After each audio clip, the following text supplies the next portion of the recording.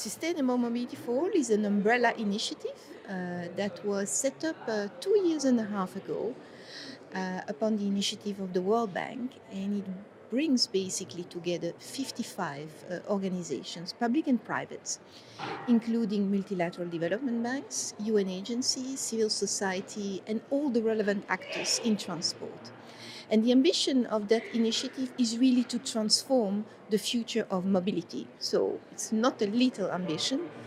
And it essentially filled a gap in the international architecture in transport to have a global convener and to have a space where issues in transport could be discussed openly, and then we could all agree about a common way forward.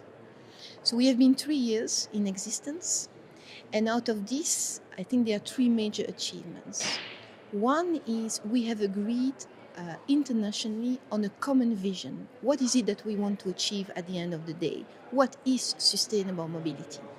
And it comes down to achieving 4 goals: universal access, efficiency, safety, and green mobility. With this understanding, we were then able to actually map where every single country in the world, developed and developing countries, stand on sustainable mobility. And the outcome of this analysis is pretty dark and not very rosy. And it shows that there is not a single country in the world, even developed, that is on track to achieve sustainable mobility. And now we are right in the middle of identifying what policymakers could do to achieve sustainable mobility, identifying the policy measures, the investments, etc., that would help them into achieving that end goal of sustainable mobility.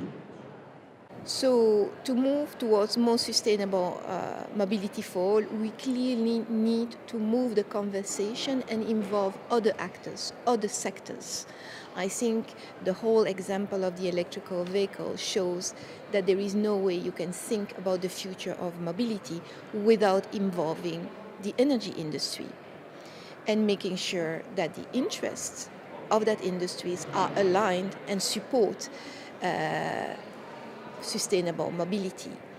Now, very practically for policymakers, most of the solutions on sustainable mobility, incentives to electrical vehicle, for instance, have been sought through within the transport sphere. What we need typically is to have probably incentives for electrical vehicles, but we need to look also at renewable energy.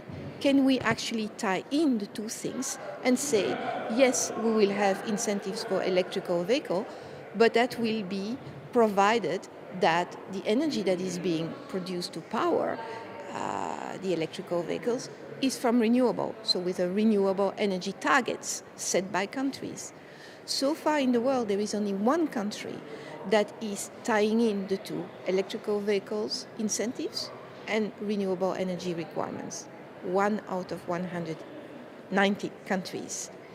Now, most countries have incentives for electrical vehicles or renewable energy targets.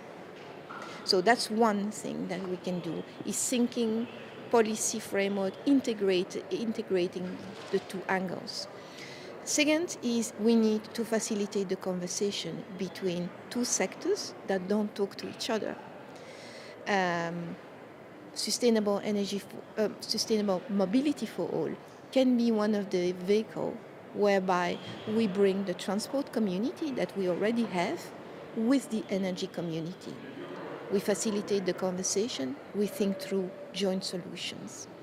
And then finally, at the level of the financing, we really need more financing. Multilateral development banks in that respect play a key role, especially in low-income and developing countries. But again here, they think very much transport solution, investment in transport, and they invest in clean energy as well.